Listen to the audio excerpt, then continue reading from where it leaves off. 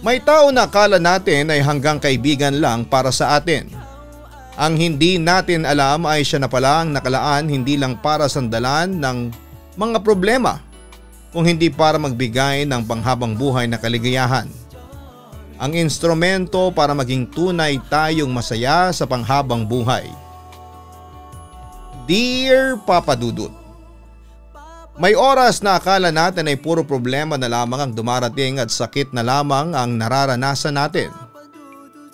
Ang hindi natin alam ay isa yon sa mga paraan para dalhin tayo sa tamang tao na kailanman ay hindi tayo sasaktan. Hindi lang natin kaagad nakikita dahil masyado tayong nagiging bulag sa sakit na nararamdaman natin.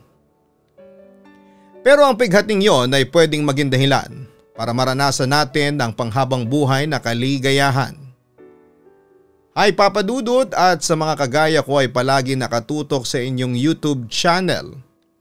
I'm Alicia, 27 years old, may-ari ng maliit na butik dito sa Caloocan. Naniniwala ako na lahat ng kwento ng buhay natin ay may aral na maibibigay sa ibang tao. Kaya narito ako ngayon para mag-share ng kwento ko. At umaasa ako na may aral din itong maiiwan sa mga nakikinig ngayon. Lalo na sa mga tao na minsang nasubsob sa parabang walang katapusan na pighati sa pag-ibig. Meron nga pala ako naging long time boyfriend noon, Papa Dudut. Paul ang pangalan niya at sa college nagsimula ang relasyon naming dalawa. Siya ang first boyfriend ko kaya naman sobrang minahal at sineryoso ko siya. Ganon din naman siya sa akin dahil kahit kailan ay hindi niya ako sinaktan mula college hanggang sa makatapos na kami ng pag-aaral at magkaroon ng kanya-kanyang trabaho. Kaya naman nang alokin niya na ako na magpakasal kami ay kaagad akong pumayag at dahil siya na rin talaga ang lalaki na gusto kong makasama sa habang buhay. Kaya lang Papa Dudut sa kalagitnaan ng preparation para sa kasal namin ni Paul ay naramdaman ko ang biglaang panlalamig niya sa akin. Naging mainitindi ang ulo niya sa tuwing magkasama kami. Hanggang sa dumating na nga ang oras na kinakatakutan kong mangyari noon. Ang pakikipaghiwalay sa akin ni Paul. Ang sabi niya kasi ay nagsasawa na raw siya sa relasyon namin at hindi na niya ako mahal. Kaya wala na rin daw dahilan pa para ituloy namin ang plano naming pagpapakasal. At ang masakit pa noon ay nalaman ko na may iba na pala siyang minamahal. At ang masakit pa doon ay nalaman ko na buntis na ang babae niya. Ang hindi ko maintindihan ay bakit mo pa ako niyayang magpakasal kung lolokohin mo lang din pala ako. Naiiyak na sabi ko kay Paul. Kasi akala ko maayos pa natin to.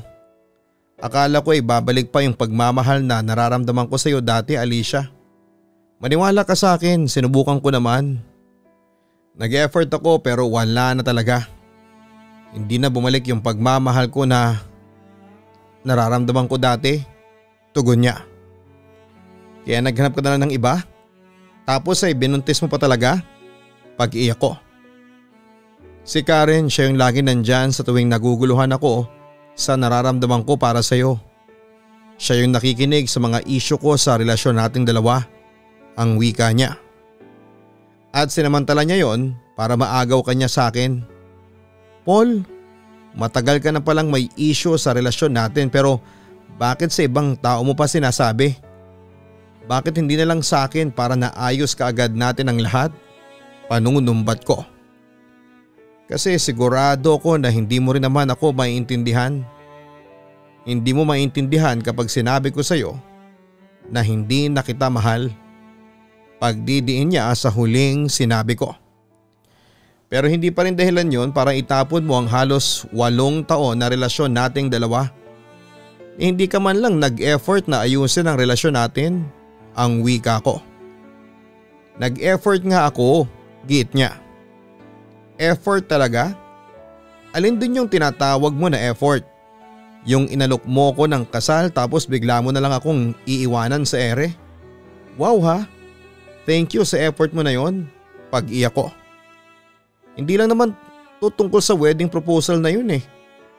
Sa maniwala ka at sa hindi, pinilit ko ring ibalik yung nararamdaman ko para sa'yo. Kaya lang wala na talaga. Alicia, sorry. Alam ko naman na ikaw yung mas nasasaktan sa ating dalawa ngayon, pero kung patatagalin pa natin to, mas lalo ka lang masasaktan. Si Karen na ang mahal ko ngayon. Sa kanya na ako masaya at magkakaanak na kaming dalawa. Kaya please lang palayain mo na ako, Alicia. Pakiusap niya. Papadudot ilang beses pa akong nagmakaawa kay Paul na subukan naming ayusin ang relasyon naming dalawa. Sinabi ko pa nga sa kanya noon na okay lang kahit may anak na siya sa ibang babae. Tanggap ko kahit maging pangalawa lamang ako sa buhay niya. Basta subukan niya lang ulit na mahalin ako. Subukan niya lang na ayusin ang relasyon naming dalawa. Pero syempre hindi siya pumayag sa gusto kong mangyari, Papadudot. Nagmatigas siya at tinuloy ang pakikipaghiwalay sa akin at ilang beses niya rin na sinabi noon na hindi na talaga ako ang mahal niya. Na kahit kailan ay hindi na niya maibabalik pa ang pagmamahal na minsan niyang naramdaman para sa akin. Sobrang sakit noon, Papadudot. Sobrang sakit lalo na nang ulit-ulitin niya ang mga salitang yon. Dumagdag pa na noon ko lang nalaman na magkakanak na pala sila ng bagong girlfriend niya. Na matagal niya na pala akong niloloko. Na bago pa siya nakipaghiwalay sa akin ay may ibang babae na pala siyang karelasyon. At inulit-ulit niya na si Karen ng araw ang bagong minamahal niya. At hindi ako.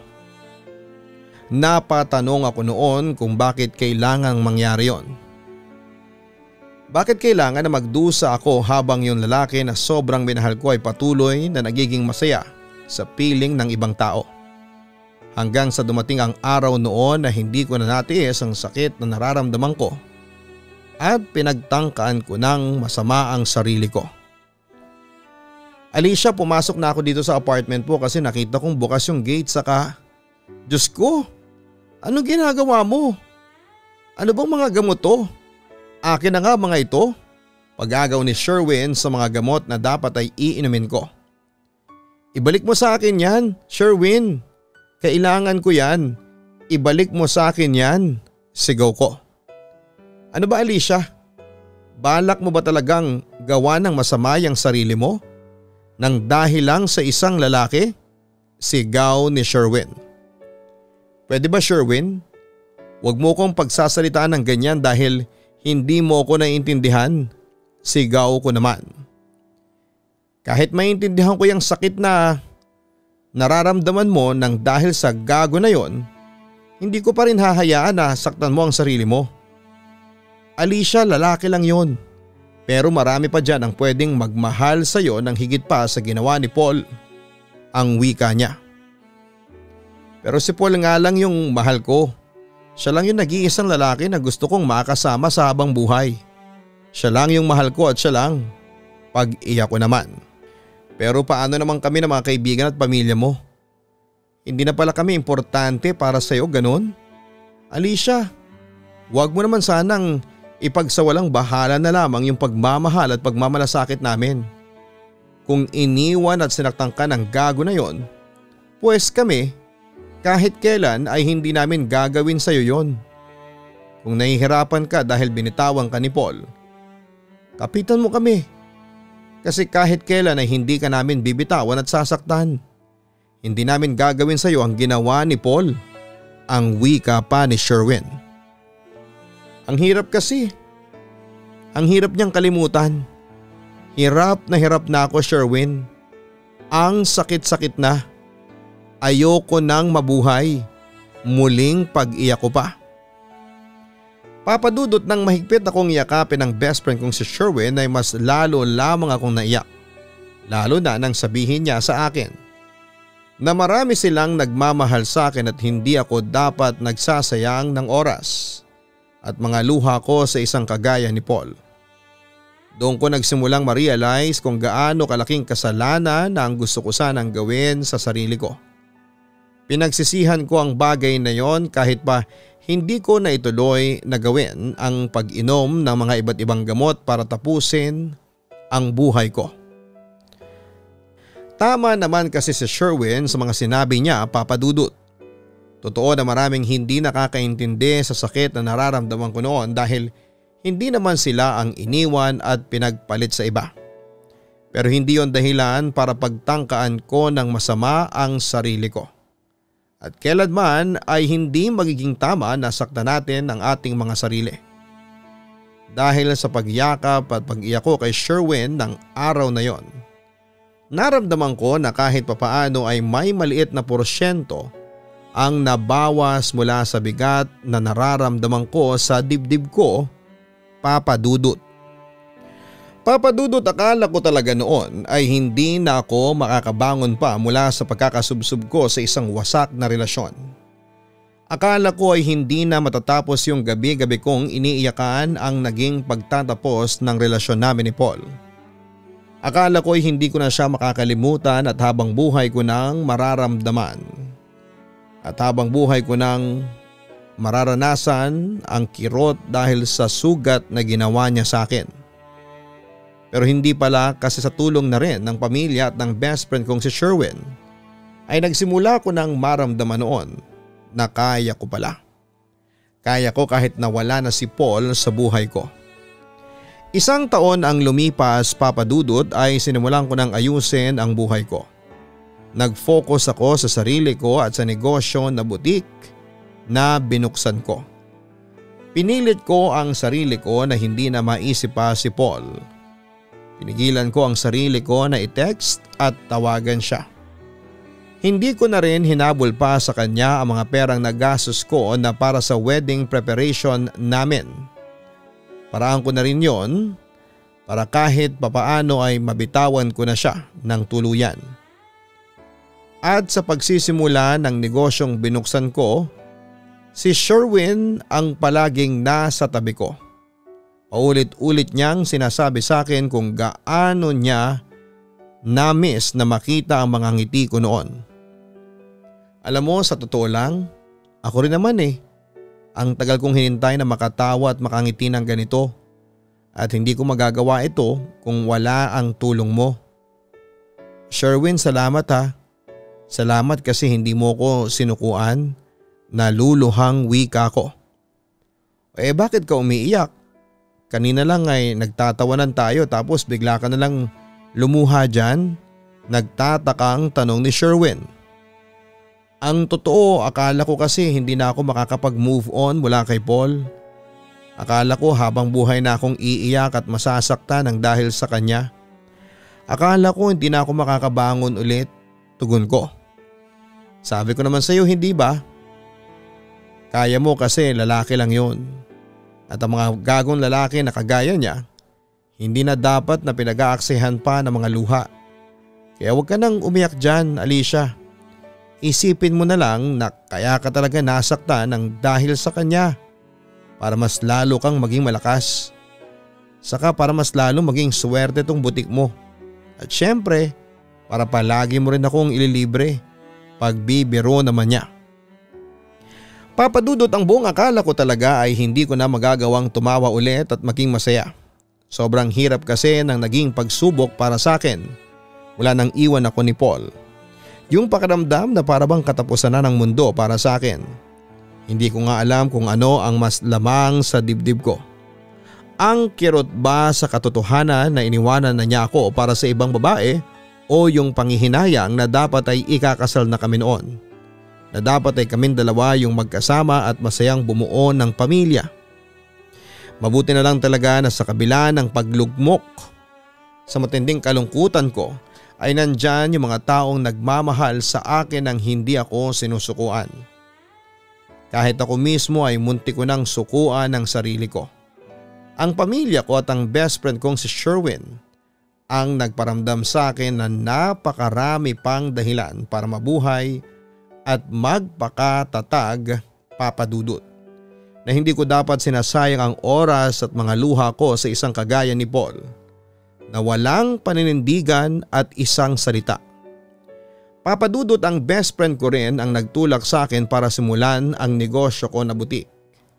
Tinulungan niya ako mula sa pag-aasikaso ng maliit na bagay tungkol doon hanggang sa pagpapalago nito. Ang totoo, ang negosyo ko rin na yon ang isa sa mga dahilan kung paano ko nakausad mula sa pagkakalugmo ko sa matinding kalungkutan. Kasi mas ibinigay ko ang oras at atensyon ko sa pag-aasikaso at pagpapalago ng negosyo ko.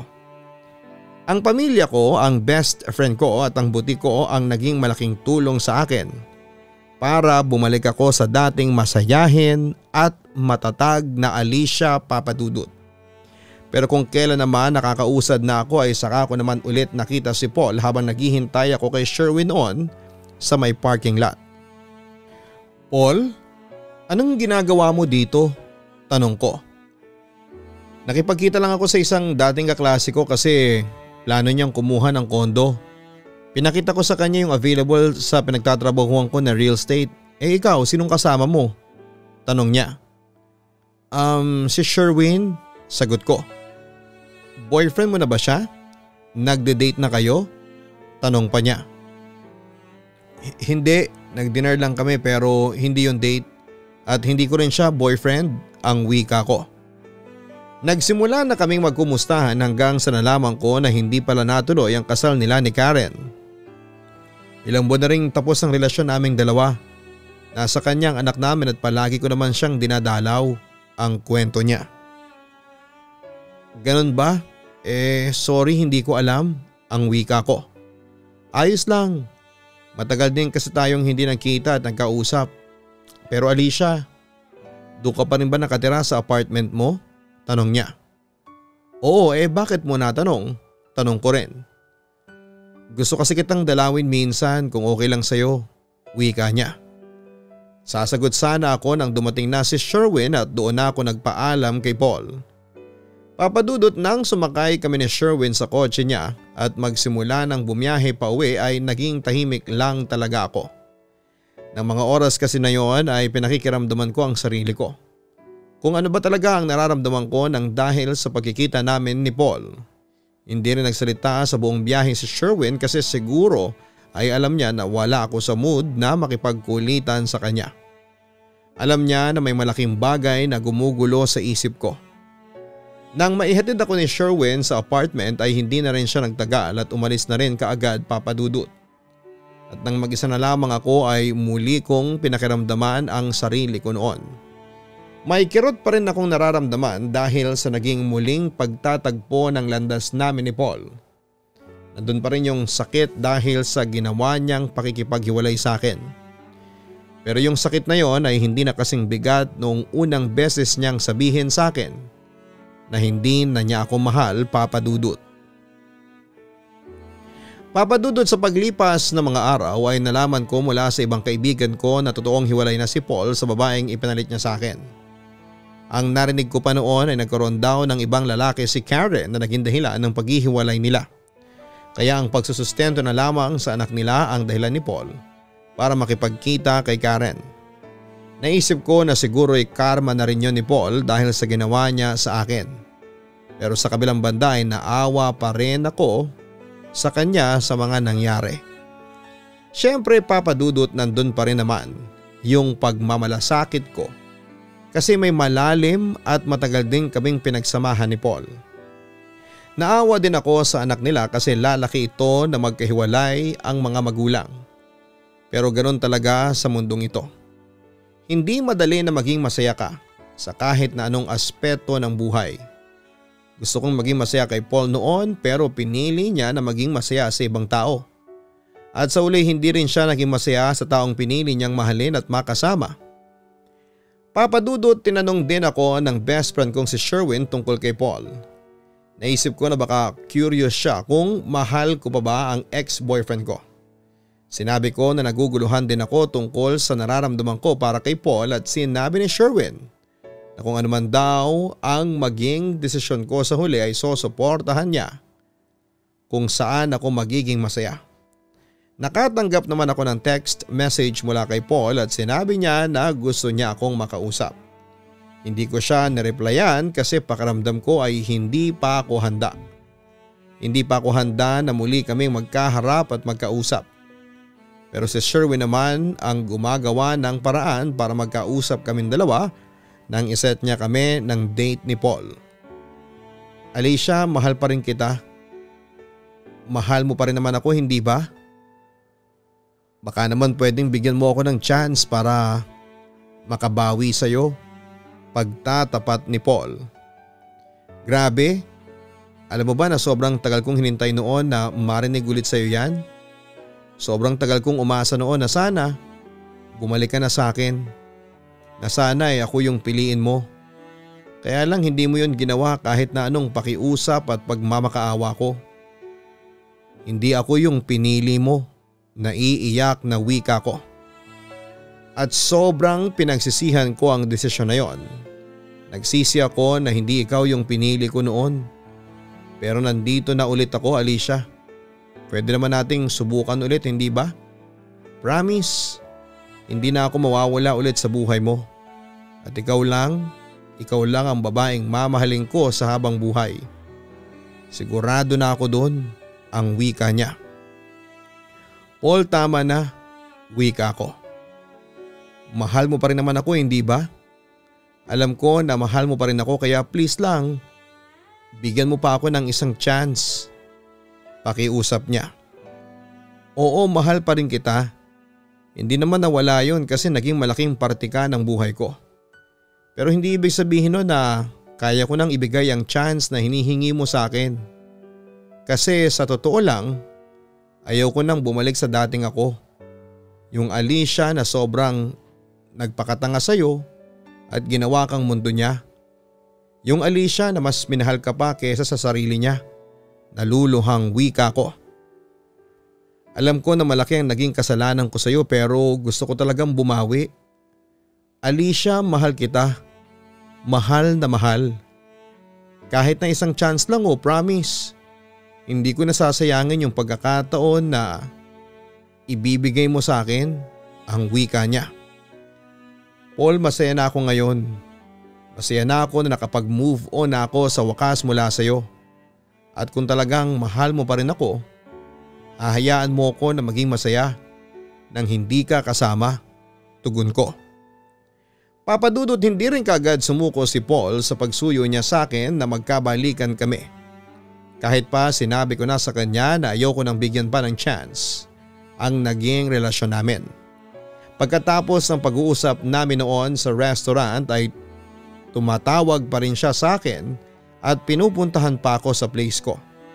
Hindi ko na talaga siya in-entertain noon at palaging cold treatment na lamang ang pinaparamdam ko sa kanya. Hanggang sa muli kaming mag-usap ng masinsinan at nilinaw ko sa kanya na hindi na talaga ako makikipagbalikan pa. Kasi alam ko sa sarili ko sa oras na magkabalikan kami, kahit ilang beses pa siyang bumawi sa akin ay hindi ko maiiwasan na balikan ang lahat ng sakit at kirot na ginawa niya sa akin noon. At dumating ang araw na tuluyan niya ring natanggap na hindi na pwedeng maging kami ulit.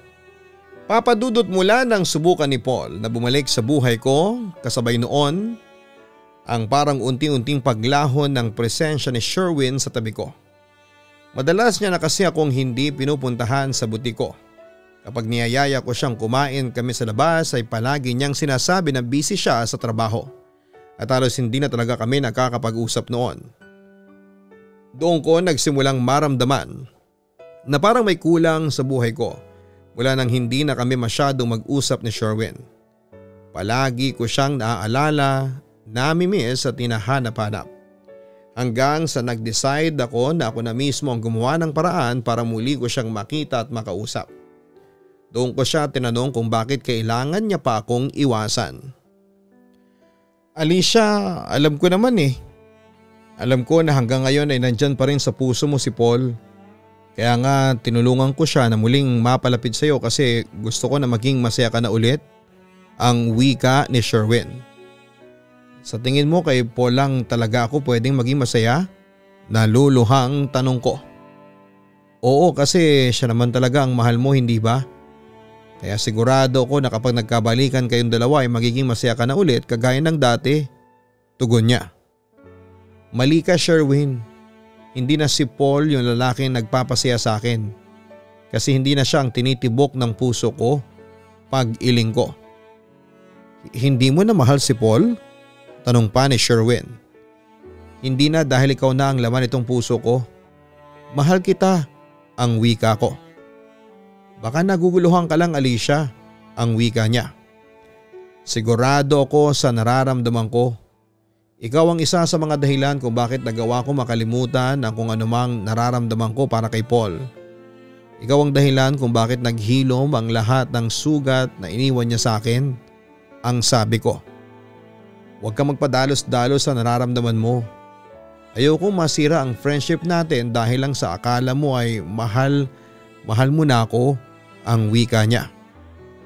Bakit parang ang hirap para sa iyo na paniwalaan ang lahat ng ito na mahal kita? Tanong ko. Dahil natatakot ako na masira ang pagkakaibigan natin at masayang lang ang lahat. Mahal kita pero ayokong mawala ka sa akin bilang kaibigan ko. Pagtatapad pa ni Sherwin. Mahal mo naman pala ako eh. Ano pang problema natin? Sherwin, kung iniisip mo na ginagawa lang kitang panakipbutas, pues nagkakamali ka. Mahal kita hindi lang dahil tinulungan mo ako na makapag-move on mula kay Paul. Mahal kita kasi ikaw ang pinili ng puso ko. At kung natatakot ka na baka masayang lang ang lahat at masira ang friendship natin, at mas matakot ka na hindi man lang natin binigyan ng pagkakataon na mahalin ang isa't isa, handa akong sumugal para sa iyo, Sherwin. At sana ganun ka rin sa akin. Sana piliin mo na maging matapang para sa pagmamahal na pareho nating nararamdaman, ang wika ko. Papadudot, hindi ko naman masisisi ang best friend kong si Sherwin kung hindi kaagad siya naniwala sa mga sinabi ko sa kanya tungkol sa espesyal na nararamdaman ko. Nung una rin kasi ay natakot ako na masira ang matagal na naming pagkakaibigan. High school pa lamang ay mag-best friend na kami. Kaya sinong mag-aakala na bigla na lamang akong mahuhulog sa kanya. Pero lahat ng tungkol sa pag-ibig ay unpredictable talaga. Kumbaga ay may oras na hindi mo matuturuan ang puso mo sa kung sino ang dapat na mahalin ito. Hindi mo mapipilit ang sarili mo kung sino ang dapat mong piliin sa huli. Alam ko rin, Papadudot, na iniisip ni Sherwin na baka ginagawa ko lang siyang panakipbutas noon. Pero ng mga oras na yon ay sigurado ako sa nararamdaman ko para sa kanya, lalo na nang bigla siyang nawala sa tabi ko. Yung pakiramdam na parang bigla na lang siyang nang iwan sa ere. Sobrang namiss ko talaga siya at hindi lang, Papadudot ang presensya niya bilang best friend ko, kung hindi ang presensya niya bilang lalaking mahal ko ang nami-miss ko. Papadudot, sa huli ay naging kami rin ng dati kong best friend na si Sherwin. Sinabi niya sa akin na gusto niya akong maging masaya kasi akala niya ay si Paul pa rin ang mahal ko. Kaya kahit nasasaktan na siya noon ay nilayuan niya ako para ipaubaya kay Paul. Pero dahil ako na ang unang umamin tungkol sa espesyal na nararamdaman ko para sa kanya, ay sinubukan na rin namin na magkaroon ng relasyon sa kabila ng takot na nararamdaman namin na baka hindi mag-work ang lahat sa aming dalawa, na baka masayang ang ilang taon na friendship namin. Pero hindi kami nagsisi sa ginawa naming desisyon dahil ngayon po ay malapit na kaming mag-celebrate ng aming 3rd anniversary. Hindi man perpekto ang relasyon namin ni Sherwin, mas naramdaman ko naman mula sa kanyang pagmamahal na alam kong deserve ng sarili ko.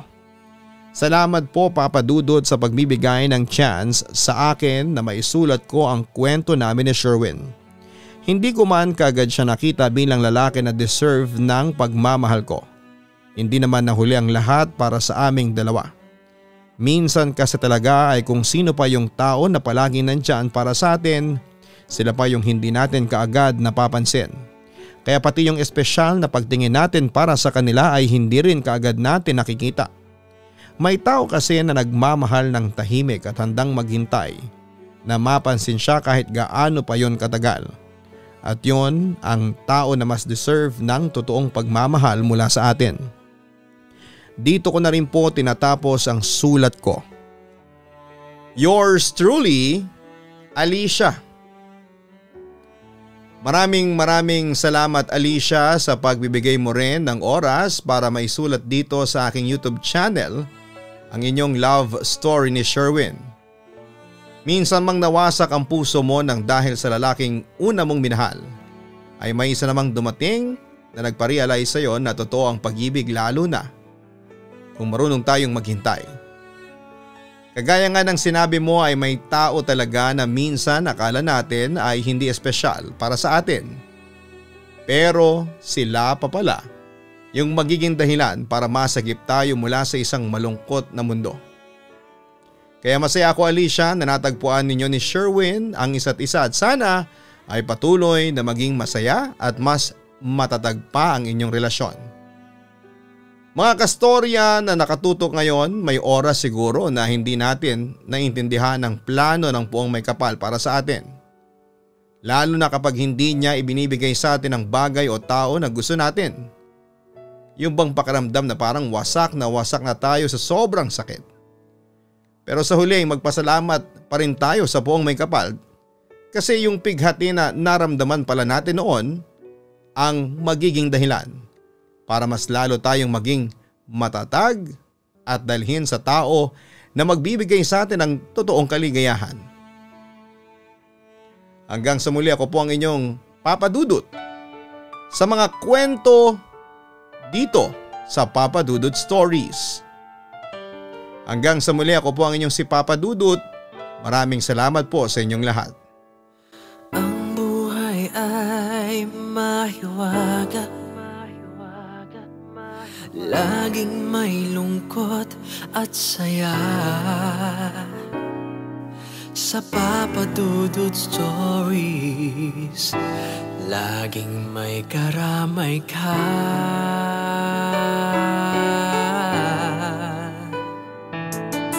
Mga problemang kay bigat,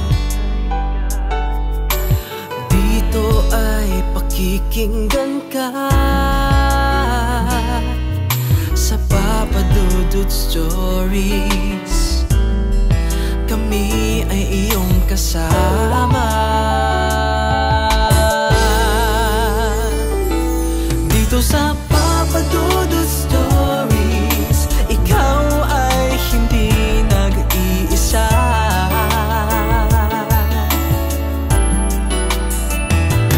Dito sa Papa Dudut Stories, may nagmamahal sa'yo.